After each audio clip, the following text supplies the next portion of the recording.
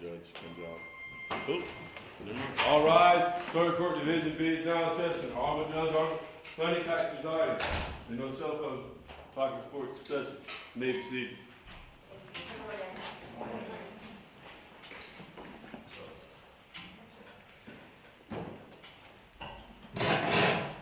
All right, good morning. If we could call the Gardner Fernandez business first. Where's 13 and 16 on North Counter? Thank you. We're here, the state of Florida filed a motion for clarification, so we just move it.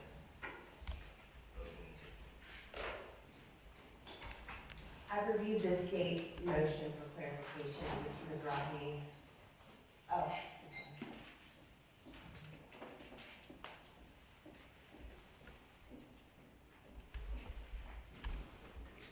As a housekeeping matter, I have a feeling what you're about to say, but we also filed a response. I don't know if you saw that. I did see that.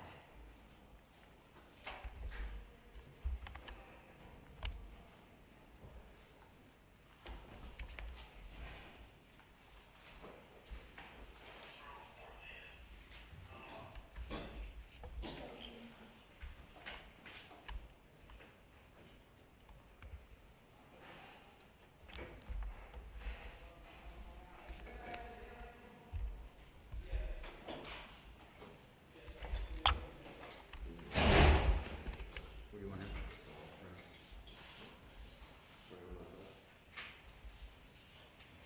Can you just go ahead and kind of see? Or do you need a red light? No, he can't see. Okay.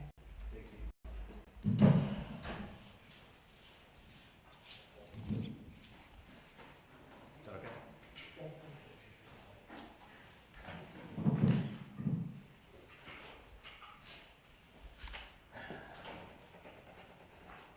Do you want Ms. Gardner to sit too? Should we find a spot for her, or were you just trying to Sure. separate? If you could, she can go ahead and be seated. I really need to just talk to the lawyers.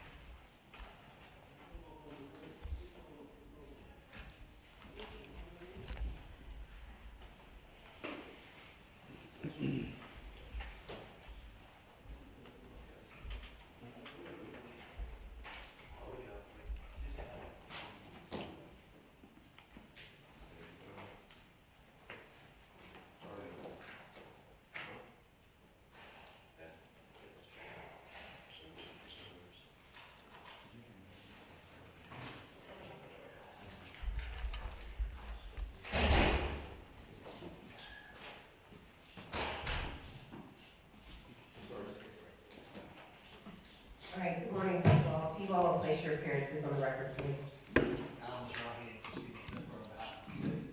Good morning, Your Honor. My name is Jesse Dreiser. I represent Mario Fernandez.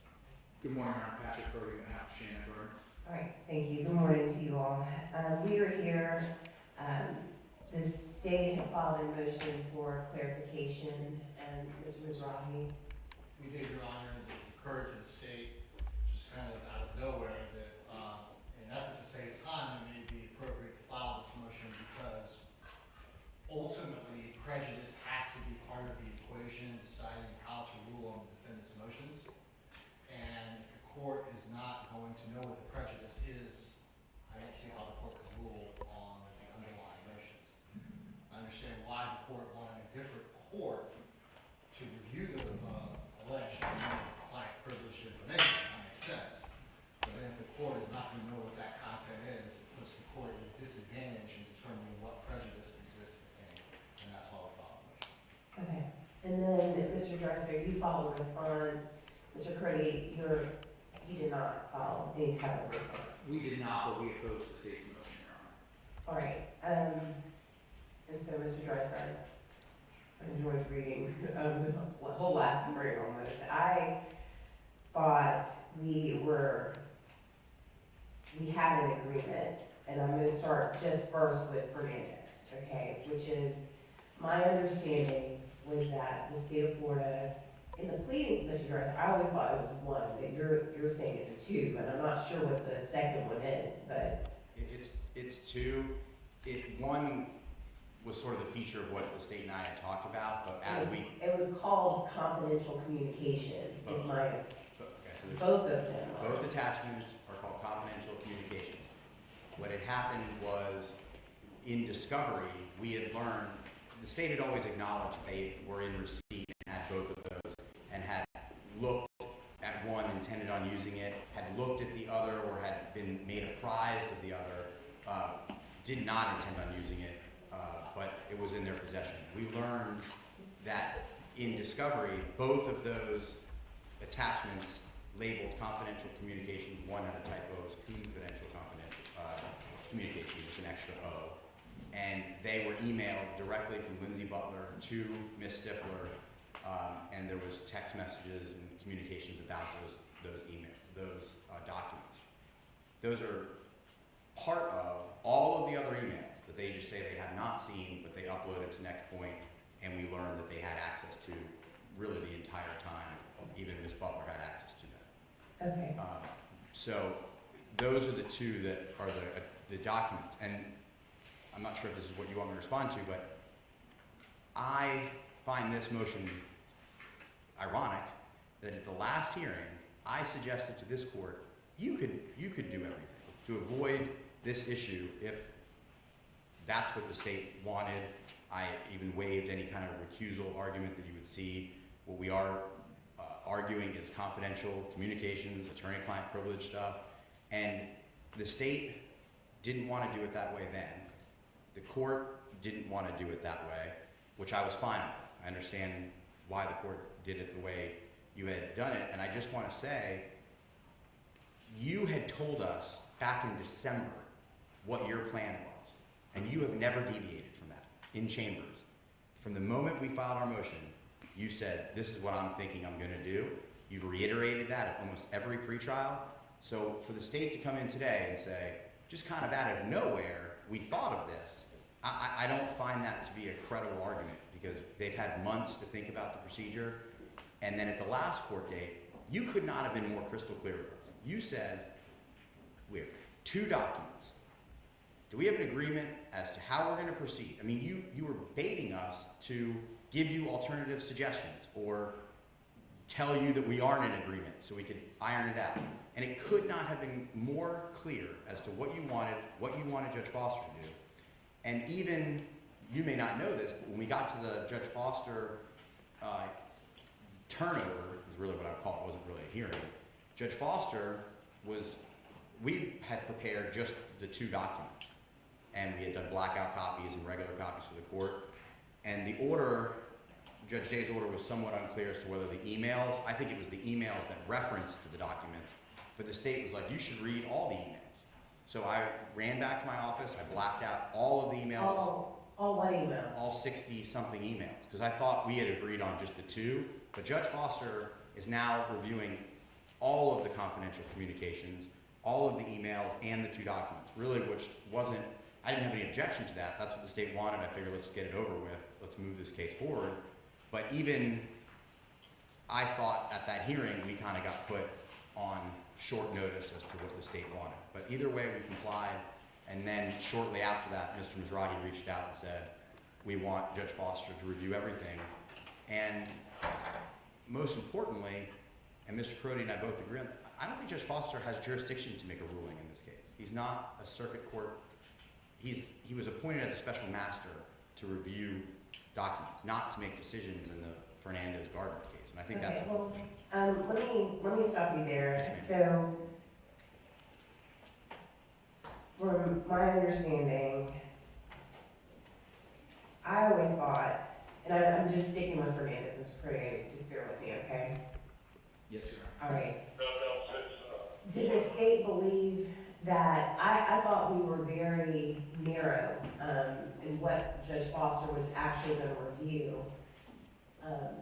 And And I thought the state was indicating through your last response, and the reason why I asked him to review just those things is that the state, there wouldn't be any need for Judge Foster to make any type of prejudice finding, or, because the state was saying you did not have access. The state was agreeing that these two documents you have had access to, that your alternative view is that it is evidence, it is not attorney-client privilege. So, Correct, but in analyzing both defendants' motions, I know we're trying just to stick with Mr. Fernandez, the allegations are not just about those two items that the state Well, is, so. let's stick with Fernandez for now. I've got a different set of questions, because when I did the initial order, I didn't have, Ms. Gardner's motion and what was going on, and I'm maybe. But even, I'm sorry, even asking Mr. Fernandez, the allegations are the improper handling of alleged attorney-client privilege, even if unseen by the state of Florida, rises to a level that the court should remove the state of the attorney's office from the case. That's in Fernandez's motion. So, the prejudice has to be part of that. And I just, Well, these documents, these two things labeled, I thought the state of Florida was saying, this is evidence. So, That's true. the case law is that, there has to be, if the state inadvertently gets information that is in fact attorney-client privilege, there has to be some type of mitigating scenario by the state of Florida, and that would be essentially the line. That is, the state of Florida didn't try to mitigate anything. So you were saying it's evidence, it's not attorney-client privilege, and the case law seems to flow from, that would be very decisive in what decision would be made. And I don't know why Judge Foster would need to make that. If you were saying you had access to it, full access, and you're saying it's evidence, and Judge Foster says, let's say he rules hypothetically that it is attorney-client privilege, there isn't any need, because the state has already said, I've had it, it was evidence, and the case law is, like, for example, I can't remember the name of the case, but it was like jail calls, where the state had it, try to use it as evidence, and they were saying it's attorney-client privilege, therefore this qualification should flow, Okay. right? No, I agree that although case law may indicate as to those jail calls, I believe in this particular case with this particular facts, prejudice has to be part of it. Because even if these are potentially attorney-client privilege, the contents of what was looked at are not communications between a lawyer and a client, like a jail call would be. So I don't think that just because Judge Foster rules that it's attorney-client privilege that the case law applies. I disagree. Because the content matters. It matters as to the two documents we saw, but the allegations that the defense has made goes beyond that. It doesn't just talk about the two documents. It talks Why about, did you ask him to review the 16 emails?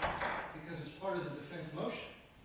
They have said that even though the state never saw these things, they should be dismissed from the case because they had access to it and put it on a cloud that other people had access to. That's what But the motion state's says. defense always was that you never accessed it. Correct, Right. correct.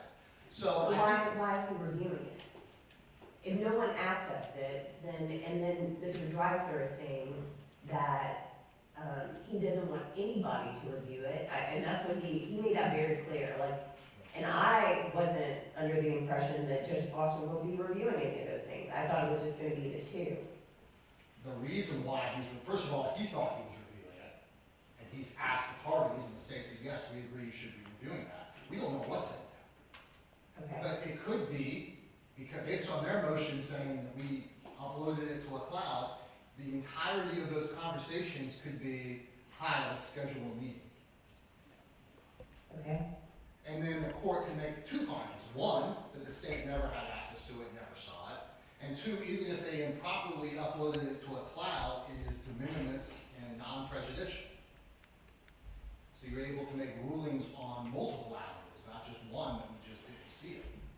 Because the motion allegations go beyond the seeing of those items, they go to actually the mishandling of the items, even if we didn't see it.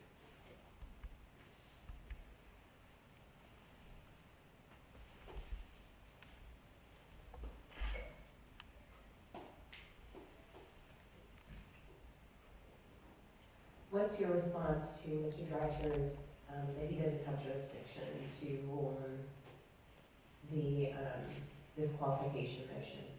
Well, I agree, that's why I filed the motion. I think that we need an order to give him that jurisdiction. Okay. Or, I mean, maybe I didn't realize this the first time, the state is fine with the court ruling on the ultimate motion, but you have to review everything. So, I mean, it doesn't matter to us what judge does it, but we think it should be the same judge. This is very different than like a civil case, when a court would normally review attorney-client privilege as a problem, because a civil court doesn't have any type of sentencing power. I potentially would have sentencing power in this case, and, you know, that's why. Well, we understand why, we obviously have no objection to that, and it makes perfect sense. If the defense is willing to waive it, I mean, we have no problem. All right. The whole point of the state's motion is that it seems impossible for one court to rule on what the defense has filed without some knowledge, without full knowledge, not even some, full knowledge of what the contents of the communication was for. Mr. Dreiser, do you have anything else to add? I would like to add that this is just yet another example of the state of Florida not following the procedures that are set forth either by agreement or court order in this case. This whole entire issue stems from an agreement that the state and I made at a pretrial hearing before my client was even arrested to make sure that our attorney-client privilege information would not be looked at. And then it got looked at. And access. I'm going to check this right now. I mean, this is not about the merits of the particular items. I'm not going to do that. Not check. Well, I just, maybe I'm trying to get down to what will, I don't want to stay this case any longer than I have to. I want to get down to really the heart of what the dispute is so that we can move this case forward. And I tried very, very, very hard at the last hearing to narrow the issues for Judge Foster. When at the outset of this case, both sides were very clear there are terabytes and terabytes of information that are up in some cloud, and I did not want Judge Foster to look at terabytes and terabytes of information. I want him to look at the information that will help this court make a decision on the motions that were filed. So let me ask you this, Mr. Dreiser. What do you have to say? Like, I initially thought it was to have you agree to the 60 emails for Judge Foster to look at. I was put in a scenario where it did appear he thought he was supposed to be looking at them. I think what he was supposed to be looking at is the attachments with the corresponding emails to those attachments. But I figured he was a special master, not making the ultimate ruling, not going to share these with anybody else. So my client authorized me to give all of the emails unredacted to Judge Foster's review. And remember, and I'll move on from my historical gripe with this case, but I will say, many times up until now, they have suggested that the 67 emails that they've never seen, they're privileged. They're communications directly between me and my client and back and forth. And now, well, maybe they're not privileged, maybe they're just scheduling. The state just keeps moving the goalposts, and they're saying, you need to review them to determine the weight of the prejudice. It's prejudice. They have my communications. Everyone had them. They were accessed, or they had access to them. That's not even in dispute. Ms. Butler had access to them. Everyone that was on Next Point had access to them. They were all on Next Point. And then it's just the two documents that they claim they have.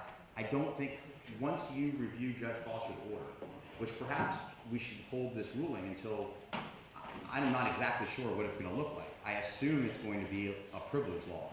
It's going to say this date, this time, this email. privileged. This date, this time, email, privileged, not privileged, whatever he finds. And then, at that point, it may be very obvious to you whether you can or can't make the determinations in this ruling. I see no reason with that information alone that you would not be able to make a ruling. What I was really looking for and hopeful is that Judge Foster would review. He would determine if it's privileged, not privileged. Then I would be able to look at the metadata. That is, whether the state of Florida accessed certain files, whether the state of Florida, anyone accessed those files. If the state of Florida didn't, prejudice to me doesn't really matter all that much, but you're saying it does. Well, I agree, it doesn't matter as much. That's totally clear. If we didn't see it, obviously prejudice doesn't matter as much. But when you go to the defense motions, it does. Because they're alleging it doesn't matter if they saw it or not. Their motions say. You're just saying this that it got uploaded. Correct, because we uploaded it to the cloud, I think at that point, the nature of it, the court can make two rulings. One, the state never saw it, therefore there's no prejudice. Two, even if they did see it and mishandle it and it was up in the cloud, that it is de minimis and non-prejudicial. Okay. And there are two elements, though, that the court is going to be faced with. There is a case law that suggests what the standard is to dismiss just the ASA, where ASA is handling the case. So the court saying, well, Ms. Stifler was in possession of this. Emails went to Ms. Stifler. I'm going to remove Ms. Stifler and anybody that she worked with or shared that information at the time, but I'm not going to remove the entire office. That's one finding the court's going to have to make. The second layer is whether we dismiss the entire Fourth Judicial Circuit and assign a new prosecutor, depending on how widespread that is. So I agree with the state that you have to know about access and what each person received, but it's a little bit more fine-tuned than that because there's kind of two inquiries per the case law.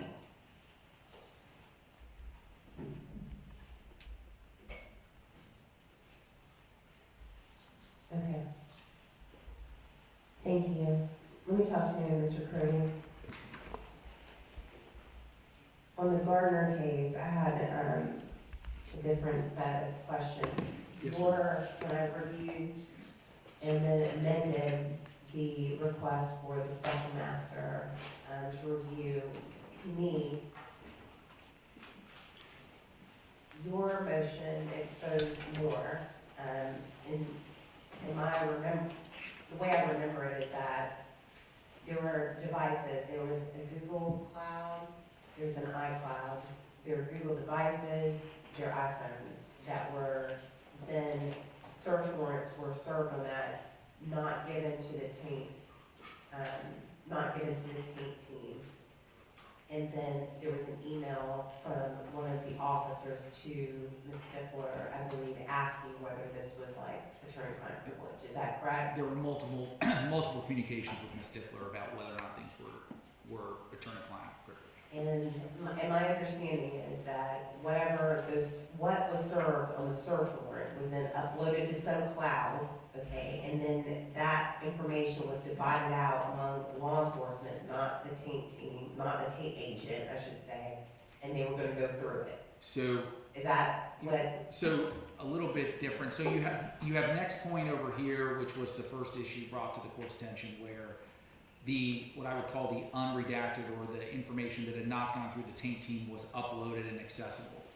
Separately, in February of 2023, after the agreement to use a taint team was agreed upon by all parties, the state went out and executed search warrants on Google and Apple for cloud data associated with the accounts that were linked to those devices. Those returns were then given to law enforcement, who began reviewing them Without the taint. without any involvement of the taint agent. And the one that, well, we know that they were both reviewed. The one that we find to be most egregious is they took her text messages, her iCloud text messages, so her iMessages that come in the form of an Excel spreadsheet, and the law enforcement team emailed them around, divided them up, and said start reviewing. How many emails was this? How many text messages? Yeah, the text messages, or whatever this is. Hundreds of thousands. Okay, and you're claiming that would be attorney-client privilege, There- or just some of them? Some of them are, and we know that some attorney, at least messages between Ms. Gardner and her attorneys were reviewed by the law enforcement team. And there was also some kind of call between your client and Hank Cox, is that right? Yeah, there was a recorded phone call. Where did that come from? So we found that on the data from my client's iCloud. And that was something that we found. And we do not have any information based on the depositions that was reviewed by a member of the law enforcement team. But I'll be honest with Your Honor, we are still finding more attorney-client communications up to this day. I mean, there's just, as we discussed, there are terabytes and terabytes, there are hundreds of thousands of messages. We've been sorting them. Not all of them can be clearly identified by phone numbers and things of that What nature. did you give Judge Foster? We gave Judge Foster that call, some text messages and some emails that we were identified between Ms. Gardner and her attorneys. I do want to tell the court that the access issue is only part of our motion. The gravamen of our motion is what we characterize in our motion as substantial misconduct, and that would be the actions by the prosecution team, and we believe that includes the state attorney's office, it includes the ATF, it includes the Jacksonville Beach Police Department, that there was this agreement, and then they all willfully and intentionally sort of disregard it and start going through materials that they knew were carbon copies of the phones that they were told they were not allowed to touch. And so that is the gravamen of our motion and why we're asking for dismissal, because we think that it's outrageous, we think that it was willful, we think that it was intentional, and we think that everyone knew it was going on and was okay with it. And that's not right. I mean, the attorney-client privilege is one of the most sacred privileges in the court, and you can't just do an end around of an agreement to remove attorney-client communications from data. And I do think, Your Honor, that the state's motion is premature because we don't know what Judge Foster is going to write. We don't know whether or not it's sufficient for the purposes of the motions. My problem is I don't know. So are you telling me that you still haven't identified all of what you need Judge Foster to review? No, Your Honor, because I accept the state attorney's position that they did not review any of the attorney-client communications that were uploaded to Next Point. At least the prosecutors. I accept their word to the court. Now, do I know what the Jacksonville Beach Police Department reviewed? No. I know what the ATF analyst reviewed because she told us. But I don't know what the other ATF agents reviewed or what the Jacksonville Beach Police Department reviewed as we sit here right now. But I also don't know that I've identified all of the attorney-client communications because there is so much data. And some of those communications cannot be sorted by emails or phone numbers. We are finding them as we go along, line by line, file by file. Okay. But I do agree with the court that, if the state did not access them, then, that's a different issue. That prejudice may not be important for that. Our motion, though, is primarily based on, at this time, the conduct by the state and its law enforcement team, which I believe the case law establishes they are all the state, especially when this was an active investigation involving the state attorney's office from day one. And so the state, what I believe in the prior hearings has tried to do is say, well, that's them, we're not responsible for what the police do, we're separate from them, and I don't think that's what the case law says, and actually I think the facts of this case will show that they were actively involved at every step and aware that law enforcement was going out and getting the iCloud and going out and getting the Google return. What's your position on Judge Foster making the ultimate decision? Judge, since our motion primarily rests on the substantial misconduct, we believe that Your Honor is the appropriate person to make the ruling on the motion. We don't believe that Judge Foster, one, has the authority to do it, and then two, would be in the best position to do it.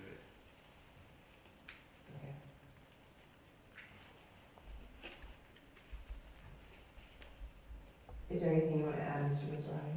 I'm not going to respond to the entire argument that was made with regard to the ultimate decision in this case, which is what I mostly heard there, other than to say that's exactly why the court would be in an impossible position to rule, is because of everything you just said. And so I felt begging for supporting our argument, our position, that the court has to have the knowledge of what the defense is claiming was misconduct before making the decision the remedies that they've asked for in this case. We have lots of responses to the arguments. Judge, I don't think I said anything about necessarily the content of any of these communications being, at least at this time, being known to the court in order for the court to rule. We're focused more on the state's actions than the content of any specific communication. And I don't believe the case law supports that the court needs that information to find substantial misconduct. Do you have an idea of what Judge Foster needs to review related to the Gardner case? I believe he has everything. According to the defense, we don't have the information. Well, I mean, so the search warrants that were served on the Google, what's it called, Google?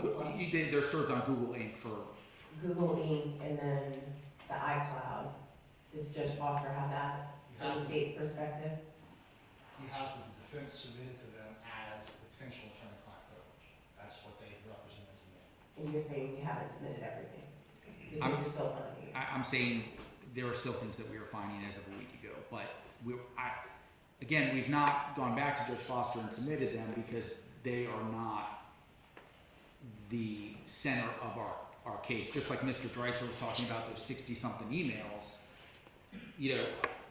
we don't know that those are necessary, as our position is simply that they went around the court ratified agreement to use a taint team and seized information and data that they knew had attorney-client privileged communications on it, and once they got it, they didn't give it to the taint agent, and there are issues with the taint team that I'm not going to get into, but they didn't give it to the taint agent, that they just started reviewing it because they felt they could. And that is wrong. It was in violation of the court-ordered agreement. The prosecutor's office knew that they were getting that data, and when they went to the second, again, I don't want to argue it, Your Honor, I think it's laid out in our Right. motion, but we are focused more on the process that the state used and in their conduct than we are in any specific communication. And unlike Mr. Fernandez, the state has not told us that they have anything that they intend to use against Ms. Gardner that they should not have gotten their hands on. I think in Mr. Fernandez's case, I think the fact that they were going to use it as evidence is de facto prejudice because they've admitted that it's probative. They don't have anything in our case that they've said they've gotten their hands on that they're going to use. So we're in a little bit different posture. Okay. All right, I'm gonna wrap this up, and I'm gonna take it under advisement and issue an order, okay? Yes, Your Honor. Do you all have another date with Judge Foster? We don't. You know, He was going to let us know when he was ready. I thought, reading tea leaves, it was like an April 8th date, and I think he's probably using that as a barometer, from what I can gather what he said. I gave that just so that these cases don't fall off. I'll just keep it on the April 8th date, and I'll issue an order on the state's motion to clarify, okay? Yes, Your All Honor. right, thank you Thank all you. very much.